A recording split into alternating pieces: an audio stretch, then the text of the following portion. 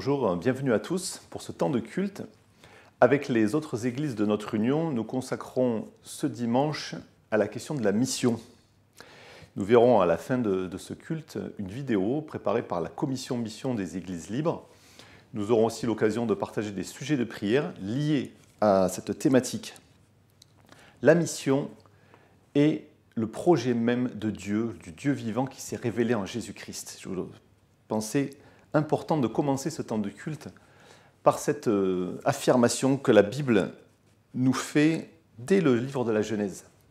Il y a bien longtemps, Dieu a dit à Abraham « Quitte ton pays, ta parenté et la maison de ton père et va dans le pays que je te montrerai. Je ferai naître de toi un grand peuple. Je te bénirai, je rendrai ton nom célèbre. Tu seras une bénédiction pour les autres.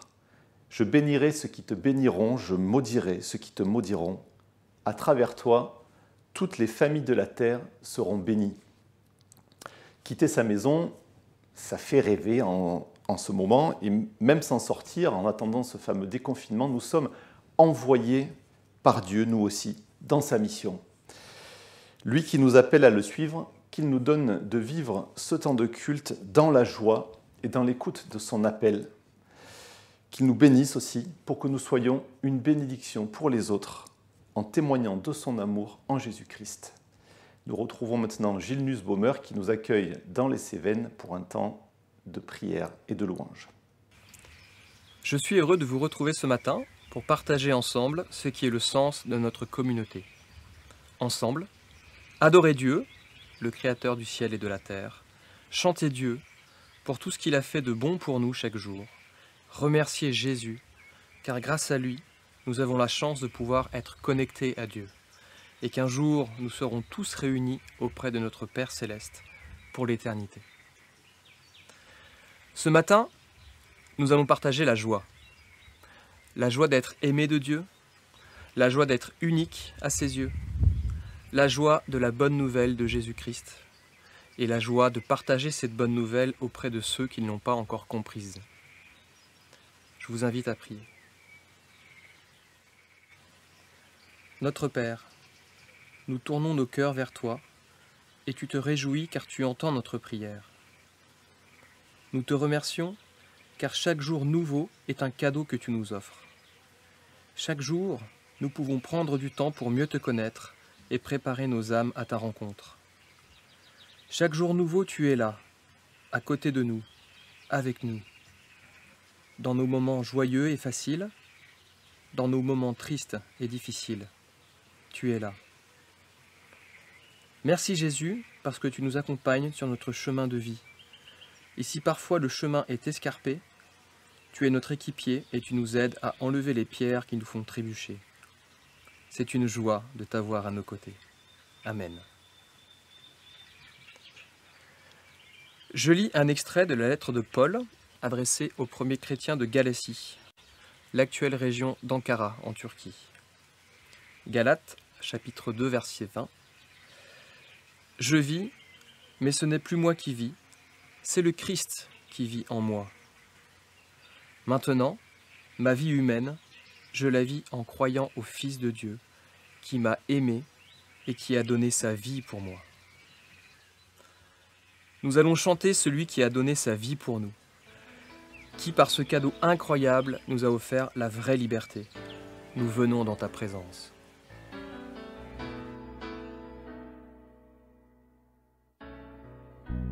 Nous venons dans ta présence pour chanter tes louanges et notre reconnaissance de ce que tu as accompli. Tu nous as donné ta vie, ton amour et ta joie, et la louange envahit nos cœurs passionnés de toi. Tu es le Créateur puissant, l'agneau ressuscité, toi seul as triomphé de la mort et du péché. Tu as délivré ton peuple pour la vraie liberté. Je veux suivre tes pas, chaque jour être avec toi. Tu es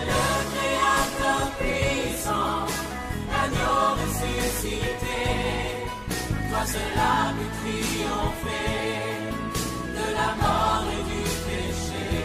Et tu vas délivrer ton peuple pour la vraie liberté. Je veux suivre tes pas chaque jour être avec toi.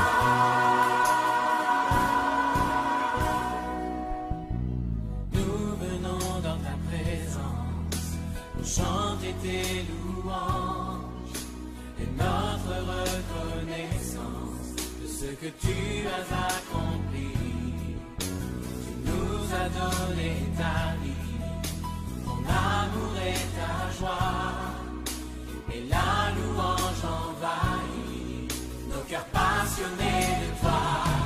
Tu es le Créateur puissant, l'agneau ressuscité. Toi seul a pu triompher de la mort et du péché. Et tu as délivré ton peuple pour la vraie liberté.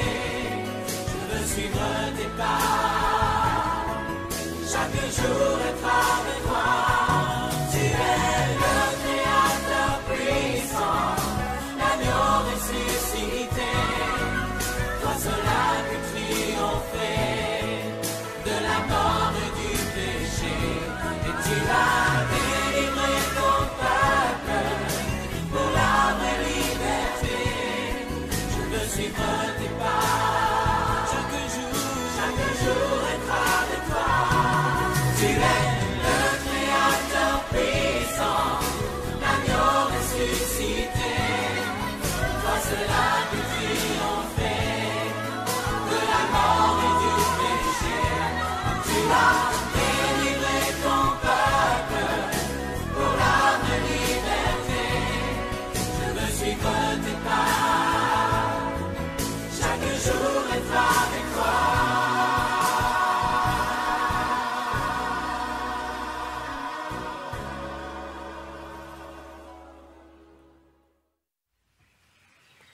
Dieu est notre joie, notre sérénité, notre confiance, car il nous donne l'espérance. Psaume 130, versets 5 à 8.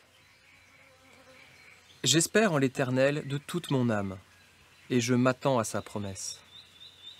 Mon cœur attend plus sûrement le Seigneur qu'un veilleur attend le matin. Oui, plus qu'un veilleur n'attend le matin.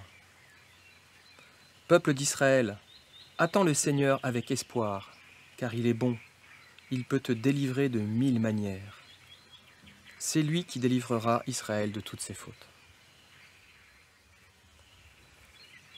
Dieu nous offre la vie éternelle, et celle-ci commence ici-bas pour celui qui lui donne son cœur.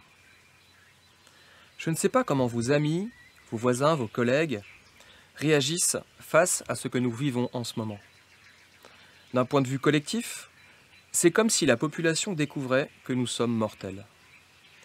J'ai pu vivre des moments étonnants ces dernières semaines, et je pense que plusieurs d'entre vous se reconnaîtront dans des situations similaires. L'événement collectif, national et mondial que nous vivons est à ce jour quelque chose qui nous dépasse et ramène chacun à la recherche du sens de la vie. Il y a un regain fort de spiritualité, la redécouverte que la maladie et la mort font partie de la vie. Et nos cercles de connaissances sont des lieux d'échange sur ces sujets spirituels. Qui n'a pas reçu ou envoyé de mails commençant par « J'espère que vous allez bien » ? Qui n'a pas eu de conversation avec un collègue apeuré, cloîtré chez lui ? Qui n'a pas échangé avec ses amis non chrétiens lors de Skypero sur la façon dont nous vivons la situation ? Et les langues se délient, sans que nous n'ayons rien à faire. Toi qui es chrétien, tu flippes pas un peu quand même ? Non, nous les chrétiens, on flippe pas. Dieu est au courant de la situation. Il a d'ailleurs un plan pour chacun d'entre nous. Car Dieu a tant aimé le monde qu'il a donné son Fils unique, afin que quiconque croit en lui ne périsse point, mais qu'il ait la vie éternelle. Évangile de Jean, chapitre 3, verset 16. Les temps que nous vivons, où l'Église est pour ainsi dire suspendue, sont des temps de maturation et de semaille, des samedis saints qui préparent le matin de Pâques. Notre mission actuelle est peut-être de nous tourner plus vers les autres. Et nous pouvons remercier Dieu de nous avoir envoyé son esprit, en vivant comme un envoi l'affirmation du verset 1 du chapitre 61 d'Ésaïe.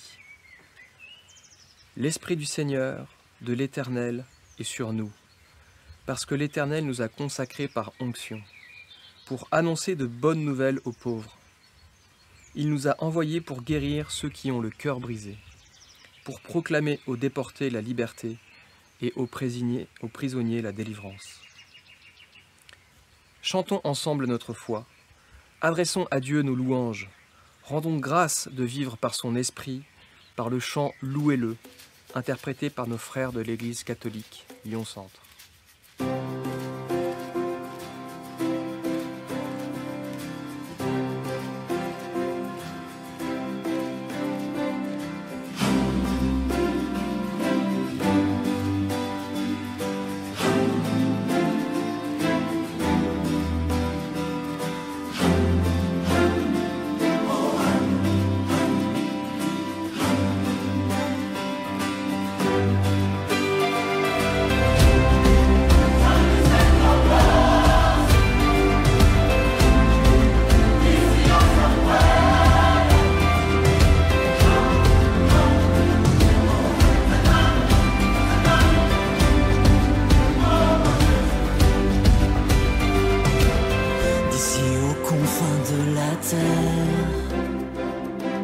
Va résonner notre prière.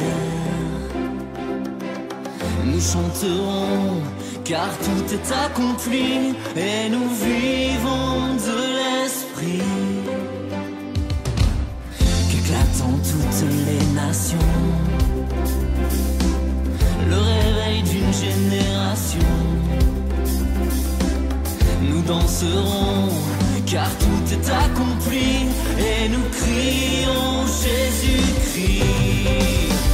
Louez-le, louez-le, qui que vous soyez, louez-le, louez-le, où que vous soyez, louez-le, louez-le, en toutes circonstances, louez-le, louez-le, voici que Dieu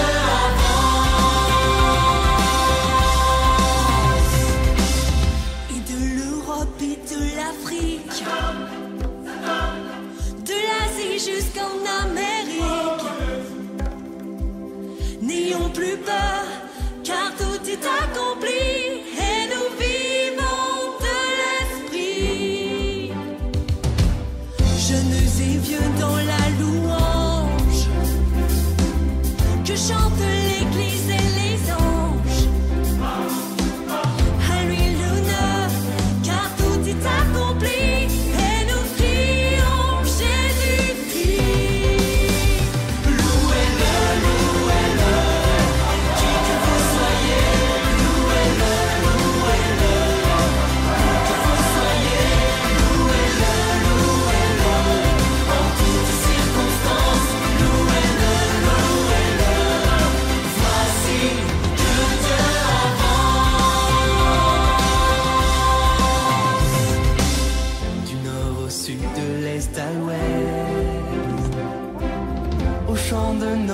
Père céleste, dansons ensemble, car tout est accompli et nous vivons de l'esprit.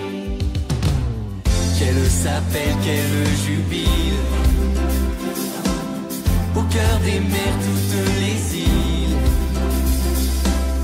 Courons ensemble, car tout est accompli et nous crions Jésus-Christ.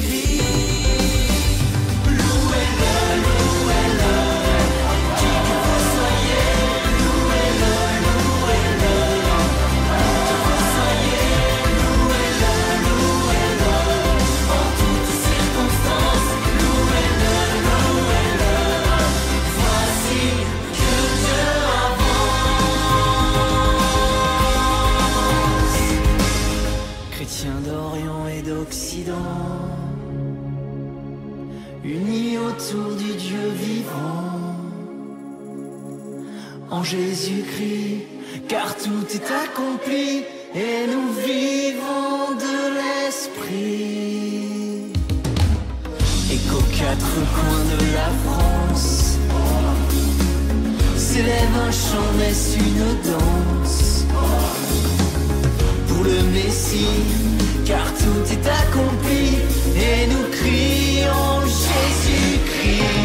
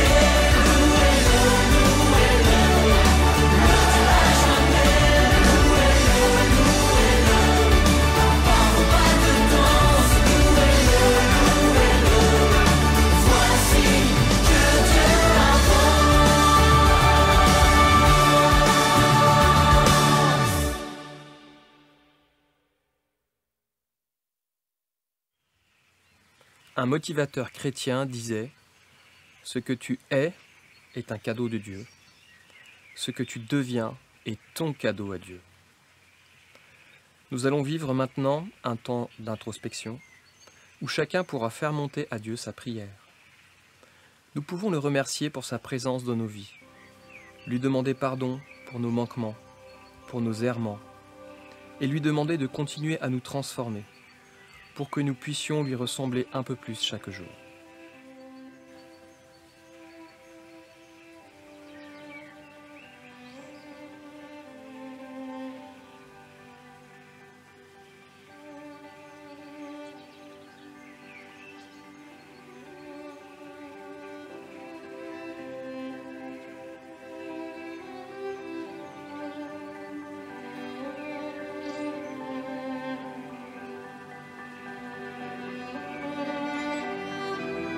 Notre Dieu, notre Père, merci pour ton amour pour nous. Merci pour ta présence dans nos vies.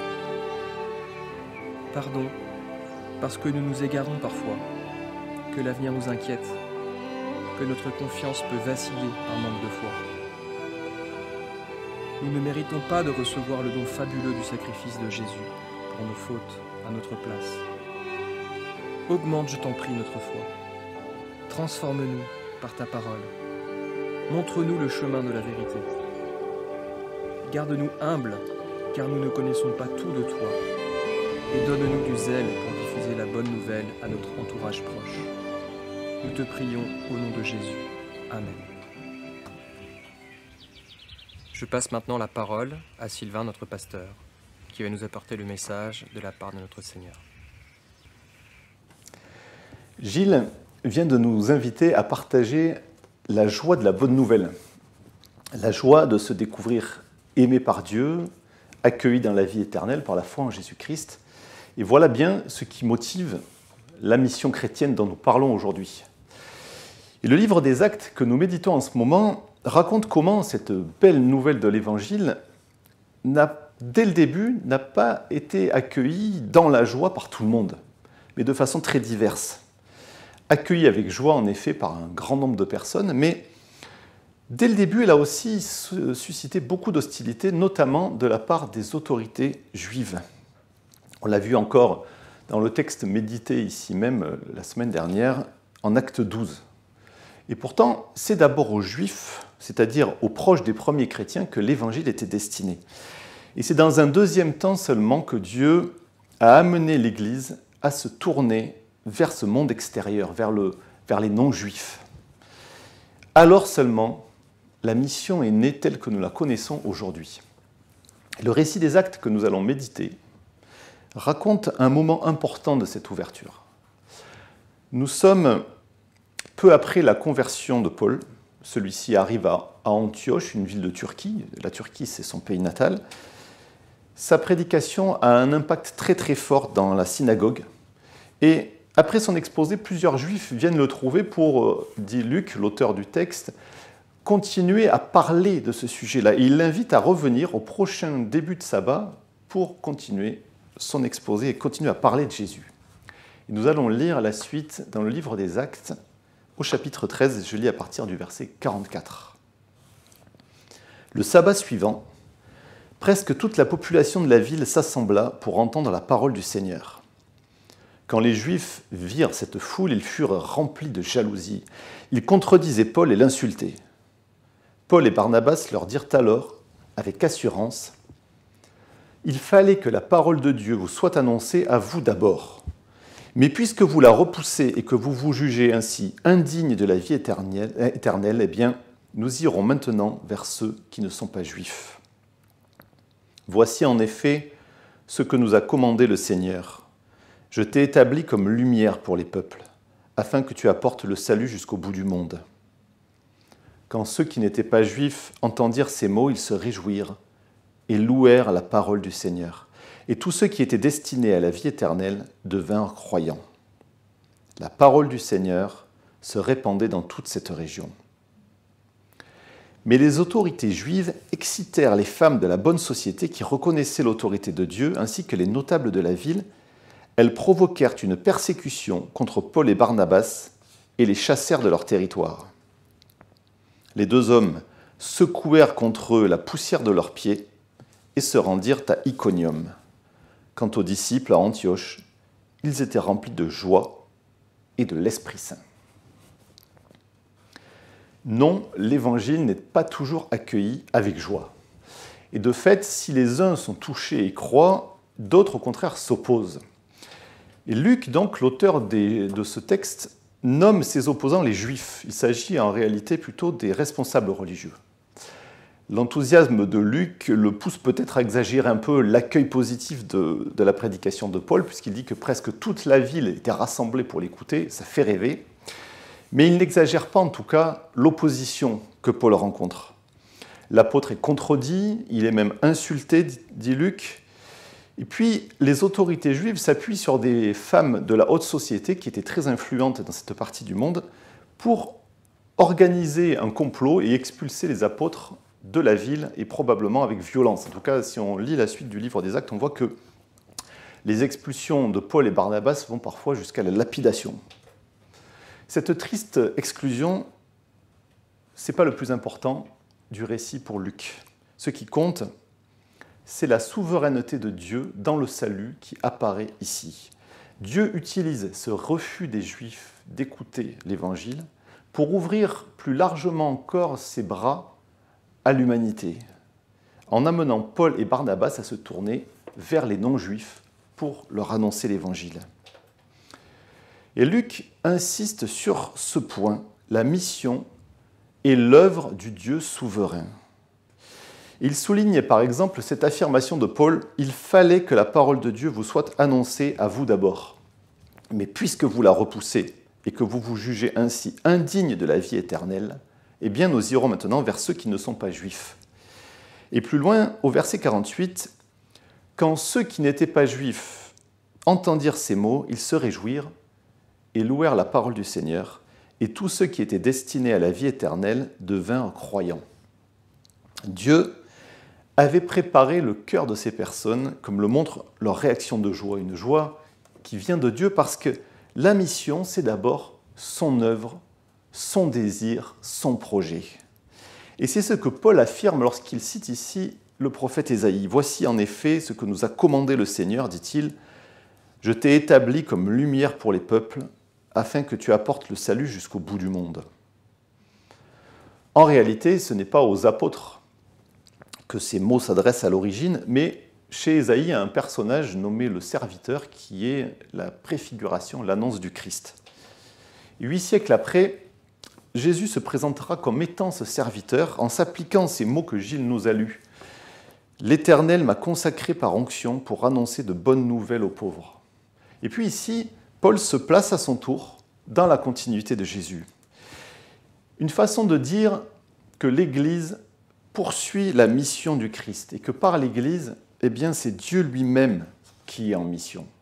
C'est Dieu lui-même qui part à la recherche de ses enfants pour les ramener à la maison. Et cette vérité biblique est très importante pour comprendre notre propre rôle dans la mission.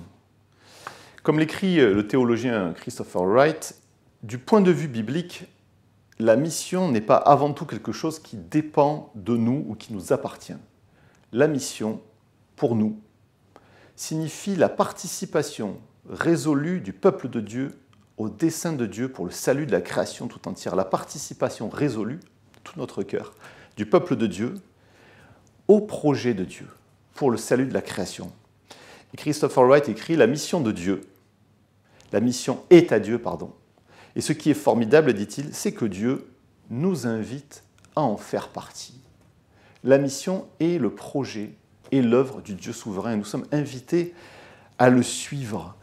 Et je crois que c'est formidable, en effet, parce que ça signifie que tout le poids de la mission ne repose pas sur nos épaules. Nous sommes des associés de ce Dieu tout-puissant qui dirige les choses. Et oui, c'est un vrai soulagement. Un soulagement parce qu'il faut l'avouer, ce n'est pas toujours facile de porter ce devoir de mission qu'on nous rappelle sans cesse, à juste titre d'ailleurs. D'abord parce que l'idée de mission est aujourd'hui quand même, en particulier dans notre pays, entachée par toutes les dérives du passé, par le colonialisme, par le fait que, par toutes ces fois où on a utilisé l'Évangile pour asservir des peuples, pour détruire des cultures. Il faut porter ça, même si on n'en est pas responsable.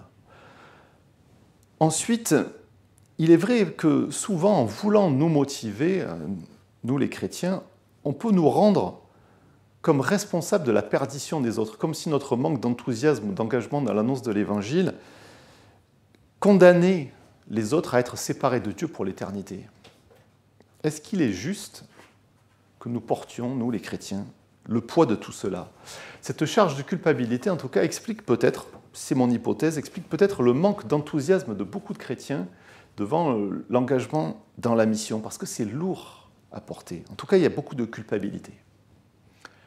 Pour libérer notre témoignage, il est donc important de comprendre quelle est vraiment notre responsabilité dans la mission de Dieu. Et c'est précisément ce que Luc nous permet d'éclairer ici, à travers l'exemple des apôtres. De quoi sont responsables Paul et Barnabas dans la mission? Eh bien d'abord, de faire connaître Jésus-Christ et l'Évangile. Comment, en effet, dira Paul aux Romains, comment en effet les gens mettront-ils leur foi en Jésus-Christ s'ils n'ont pas entendu parler de lui? C'est du bon sens et c'est l'essentiel. Faire connaître Jésus-Christ. Souvent, quand on est appelé à témoigner ou qu'on parle du témoignage, nous les chrétiens, on dit « je vais donner mon témoignage ». Mais le focus n'est pas sur nous, et c'est ce que montre ce passage de Luc. Paul écrit aux Corinthiens « Dans notre prédication, ce n'est pas nous-mêmes que nous annonçons, mais c'est Jésus-Christ comme Seigneur ». Je crois que c'est très important. Le point central de la mission, le message de la mission, c'est Jésus, ses paroles, son enseignement, son œuvre, et le fait qu'il est venu dans l'histoire des hommes. Le centre de la mission, son message, c'est ce récit tel qu'il est raconté dans la Bible. Et c'est cela que nous devons partager avec cœur, intelligence. Et le livre des Actes nous montre aussi, à travers le récit de la Pentecôte notamment, que le Saint-Esprit nous a été donné à l'Église en grande partie pour annoncer ce message, pour rendre ce partage possible, pour l'inspirer, pour qu'il soit fait avec les mots de Dieu, avec le cœur de Dieu, un Dieu qui veut sauver ses enfants parce qu'il les aime. Est-ce que la responsabilité des apôtres, alors, allait au-delà de cette proclamation? Eh bien, regardons ce que dit Paul au verset 46. « Puisque vous, les Juifs, repoussez la parole de Dieu et que vous vous jugez ainsi indigne de la vie éternelle, eh bien, nous irons maintenant vers ceux qui ne sont pas juifs. » Pour Paul, il apparaît clairement que le choix de ne pas accepter, de ne pas croire, est de la responsabilité de ces personnes. C'est leur choix libre. Et ce sont elles qui sont responsables de répondre ou pas eux les apôtres. Et dans le même temps, et là il y a un grand mystère sur lequel il faut quand même s'arrêter, Dieu est aussi désigné au verset 48 comme le responsable principal du salut de ces gens qui sont là. Tous ceux qui étaient destinés à la vie éternelle devinrent croyants, dit Luc. Et voilà une formulation qui peut surprendre et qui peut même choquer. Elle donne l'impression qu'il y a une sorte de fatalité injuste. D'un côté, ceux qui ont la chance d'avoir été destinés à la vie éternelle, et puis les autres. Est-ce qu'ils sont donc condamnés par Dieu à être perdus sans pouvoir rien faire? Est-ce que Dieu interdirait à certains de croire? C'est un sujet dont l'Église débat depuis le début, ce sujet de l'élection divine dans le salut, la question de l'appel. Qu'est-ce qui est de ma liberté et qu'est-ce qui est du choix de Dieu? Cette question de l'élection, elle est proclamée dans tout le Nouveau Testament et elle fait donc débat depuis des siècles. Parce que dans le même temps que, comme dans ce passage, il est dit clairement que Dieu destine certains au salut, eh bien Paul écrit aussi aux Romains, chapitre 10, verset 9, « Si de ta bouche tu reconnais devant tous que Jésus est le Seigneur, et si tu crois de tout ton cœur que Dieu l'a ressuscité d'entre les morts, tu seras sauvé. » Ici, le focus est mis sur la foi personnelle. Alors donc, comment articuler cet appel à une démarche de foi personnelle et cette idée que c'est Dieu qui destine à la vie éternelle? C'est donc un sujet très important dans la théologie protestante. Arrêtons-nous simplement pour l'aborder sur ce verset 48. « Tous ceux qui étaient destinés à la vie éternelle devinrent croyants », écrit Luc. Le verbe grec traduit ici par « destiné », il signifie littéralement être inscrit sur un registre, ou bien avoir reçu une place assignée. C'est du langage militaire au départ. Inscrit sur un registre. Et puis les temps utilisés, eux, expriment l'idée d'une décision qui a été prise dans le passé et qui prend effet dans le présent. C'est-à-dire que Luc est en train de dire finalement, Dieu avait déjà inscrit le nom des personnes qu'il allait sauver, et lorsque ces personnes entendent la prédication de Paul et l'acceptent, il leur accorde le salut. Ainsi, la souveraineté de Dieu qui choisit et la réponse libre de l'homme qui croit sont comme finalement deux faces d'une même pièce de monnaie. Il est vain, il est inutile de chercher à les séparer. D'ailleurs, on peut noter que Luc évoque le sujet sans faire de débat, et sans doute parce qu'il ne troublait pas les apôtres, il leur paraissait même évident. Évident que si nous sommes sauvés, ce n'est pas à nous que nous le devons. Et que même notre foi, la foi qui nous permet d'accueillir le cadeau de Dieu, c'est juste une main qui reçoit le cadeau. Ce n'est pas elle qui nous sauve. C'est la grâce de Dieu entièrement qui est à l'œuvre dans le salut des hommes. Alors que cette question de l'élection ne nous déstabilise pas, mais qu'elle nous encourage plutôt, parce que là, il y a une bonne nouvelle dans la bonne nouvelle. Cette assurance que le Dieu Tout-Puissant lui-même travaille pour nous sauver. Qu'il désire cela plus que personne et qu'il ne nous doit rien, mais nous donne tout. Cette assurance que rien ne peut empêcher son amour d'accomplir ce qu'il a prévu, tout cela doit nous donner vraiment de l'assurance, de la paix, et cela aussi peut libérer notre témoignage. Parce que Dieu conduit la mission lui-même, nous pouvons être en paix, quoi qu'il arrive, comme les apôtres. Ces apôtres, on les attaque, on les chasse, et pourtant ils restent sereins. Ils ont fait leur part d'une certaine manière. Alors, c'est pour ça qu'ils peuvent quitter la ville d'Antioche en secouant, dit Luc, en secouant contre leurs adversaires la poussière de leurs pieds, ce qui est un geste très fort parce que ça signifie finalement pas de regret. On a fait ce qu'on a pu, et par ce geste, on remet l'autre à Dieu pour qu'il s'en occupe. Pas de remords, pas de regret, on tourne la page. Et c'est Jésus lui-même qui a demandé à ses disciples de faire cela, secouer la poussière de leurs pieds, dans les lieux où ils ne seraient pas accueillis. Et on imagine mal que Jésus leur demande de faire cela par mépris. Il s'agit plutôt d'un geste de confiance en Dieu. On remet l'autre entre les mains du Seigneur et lui s'en occupe parce que lui sait ce qu'il fait. Parce que Dieu conduit la mission, nous pouvons être aussi audacieux dans le témoignage de l'Évangile, oser affronter l'opposition comme les apôtres, parce que le Saint-Esprit est notre force. Parce que Dieu conduit la mission, nous pouvons être patients. Dieu sauve en son temps, selon son plan, et pas selon le nôtre. Les apôtres ne savaient pas que ce jour-là, ils seraient amenés à se tourner comme ça vers les non-juifs. En tout cas, Paul ne le savait pas encore. Parce que Dieu conduit la mission, nous pouvons donc résister au découragement lorsque nous constatons que notre témoignage, nos prédications sont surtout accueillies avec indifférence ou même hostilité, scepticisme, etc. Dieu, lui, sait ce qu'il fait. Et c'est vrai, c'est une véritable souffrance de voir que ce que nous aimons reste loin de Dieu. Et souvent, on peut se sentir coupable, là encore, se demander ce qu'on a raté. Et sans doute, nous sommes tous des témoins maladroits. Sans doute, nous sommes plus souvent conduits par la peur que par l'amour, et ça peut nous pousser à des rigidités, à un manque d'écoute, etc. Et nous devons certainement, chacun à notre niveau, demander pardon pour ça. Mais je crois que nous sommes aussi appelés par le Seigneur à nous faire grâce dans le témoignage.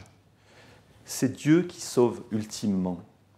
Et le dernier point, finalement, c'est que notre part, après l'annonce, après le témoignage, après le partage de la Bible, notre part principale, c'est aussi de prier avec persévérance pour que Dieu touche les personnes, que Dieu ouvre leur cœur à sa vie, la vie éternelle. Pendant des années, la mère du grand saint Augustin a prié pour la conversion de son fils qui s'éloignait de plus en plus de Dieu et d'elle et de ses amis, qui partaient dans des choix de vie de plus en plus compliqués. Et il se faisait du mal. Et sa mère a prié avec des larmes, avec persévérance. Et Dieu l'a exaucé. Alors, ce passage des Actes est bien le récit d'un problème, d'une situation difficile, que Dieu utilise pour sa gloire. Et je trouve que la conclusion est encourageante. Les disciples étaient remplis de joie et d'Esprit Saint, dit Luc. Eh bien, que le Seigneur nous accorde d'être nous aussi remplis de cette joie et de son esprit dans l'engagement que nous pourrons avoir dans la mission, qu'il renouvelle notre foi dans sa souveraineté, dans son amour, qu'il nous remplisse de paix, d'audace, qu'il nous remplisse de persévérance et d'espérance. Amen. Prenons quelques instants pour laisser résonner cette méditation à partir de quelques questions à emporter qui vont s'afficher sur l'écran.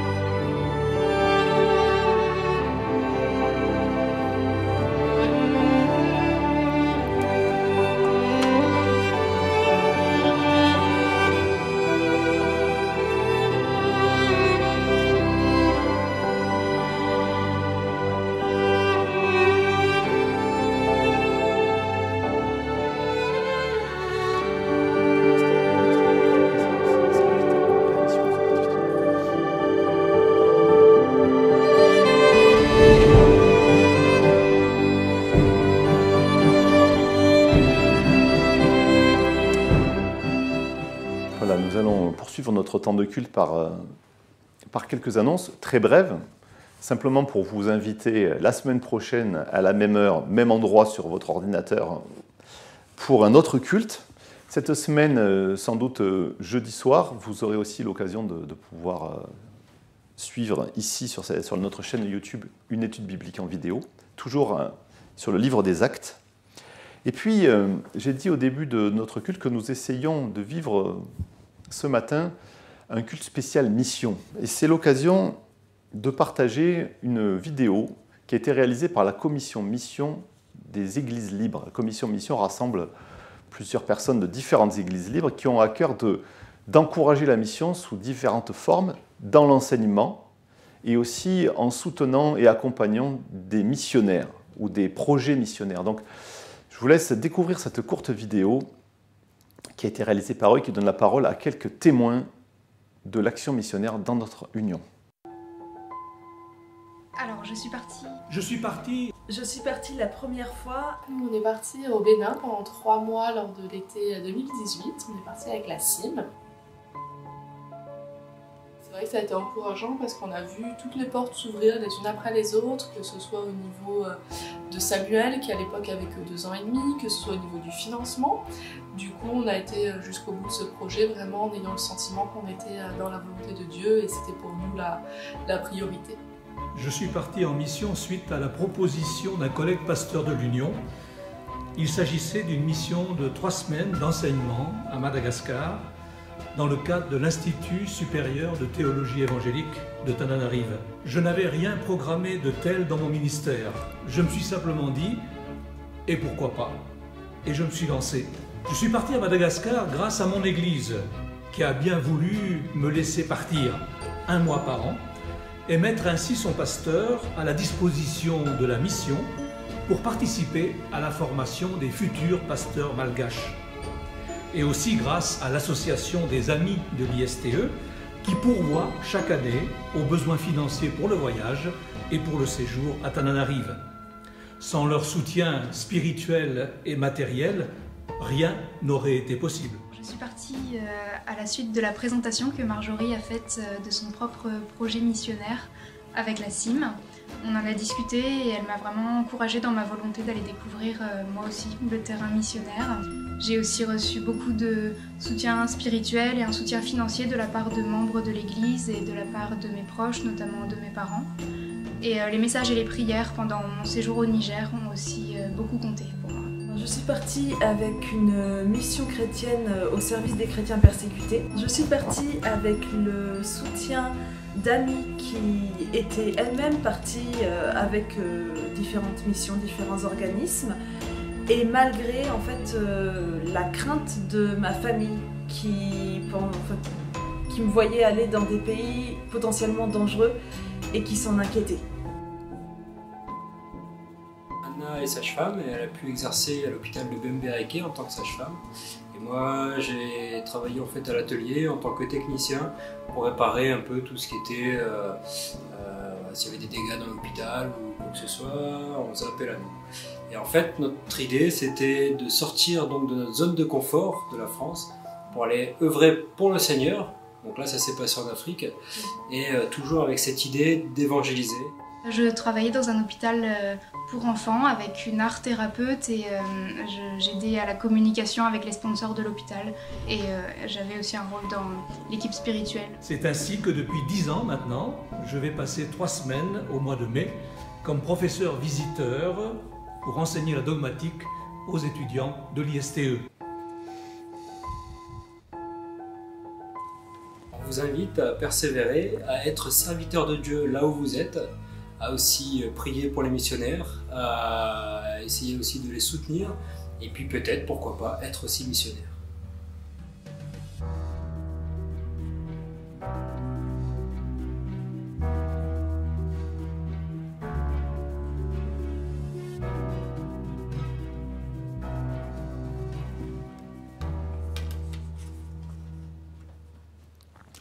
Voilà, si vous voulez en savoir plus, si vous avez à cœur de savoir comment soutenir concrètement l'action missionnaire dans notre Église et plus largement dans notre union, eh bien, je vous invite tout simplement à nous envoyer un message en passant par la fiche de contact de notre site eel-lyon.org. Si vous souhaitez savoir comment participer, comment recevoir de plus amples nouvelles, si vous-même vous posez des questions sur un éventuel engagement dans un projet missionnaire, comme ça a été partagé dans cette vidéo, eh bien, écrivez-nous et puis on vous mettra en contact avec les personnes responsables. Voilà. Eh bien, nous poursuivons notre temps de culte et nous allons retrouver Gilles Nussbaumer dans les Cévennes pour un temps de prière d'intercession. Prions. Dieu infini, nous voulons te remettre le cœur de chaque chrétien de par le monde. Protège, rassure, fortifie, encourage, consacre, pour que chaque chrétien puisse vivre avec toi et en toi, et pour que chaque chrétien puisse se tourner vers les autres, vers son prochain, pour qu'il l'aime comme soi-même. Dieu infini, nous voulons te remettre le cœur de chaque personne qui te cherche de par le monde. et qui ne t'a pas encore trouvé. Frappe à la porte, touche au cœur, transforme l'intelligence. Mets sur leur route des chrétiens qui pourront les aider à mieux te connaître et les amener à te suivre à leur tour. Dieu infini, nous voulons te remettre le cœur de chaque personne qui te rejette de par le monde, qui a entendu parler de Jésus, mais qui a le cœur fermé à double tour. Casse les blocs de pierre de certitude. Adoucis le cœur. Révèle-toi. Touche l'âme. Et mets sur leur route des chrétiens persévérants et confiants dans ta toute-puissance. Car rien n'est impossible à toi. Tu es celui qui peut tout. Nous savons que tu es souverain et que ta bonne nouvelle est pour le monde entier, pour chacun, quelle que soit son origine, quelle que soit sa condition, quelle que soit son histoire. Nous te prions au nom de ton Fils Jésus. Amen. Je rends la parole à Sylvain, à vous les studios pour la clôture de notre temps de culte, et bon dimanche à tous, dans la joie de l'espérance. Nous arrivons à la fin de ce temps de culte. Nous avons écouté et médité la parole de Dieu. Nous avons accueilli la grâce et le Saint-Esprit, le pardon et la réconciliation de la part de Jésus-Christ. Maintenant, Dieu nous envoie pour être témoins de son amour par la parole et par les actes. Il nous envoie dans le monde entier, il nous envoie aussi dans nos maisons, près de ceux qui sont loin et près de ceux qui sont tout proches. Recevons la bénédiction de la part du Seigneur. Le Christ est ressuscité. Il est avec vous tous les jours. Que la promesse de sa présence, la certitude de sa délivrance et le souffle de son espérance soient la racine de votre foi, la vérité de votre combat et la source de votre joie. Un bon dimanche et une bonne semaine à chacun.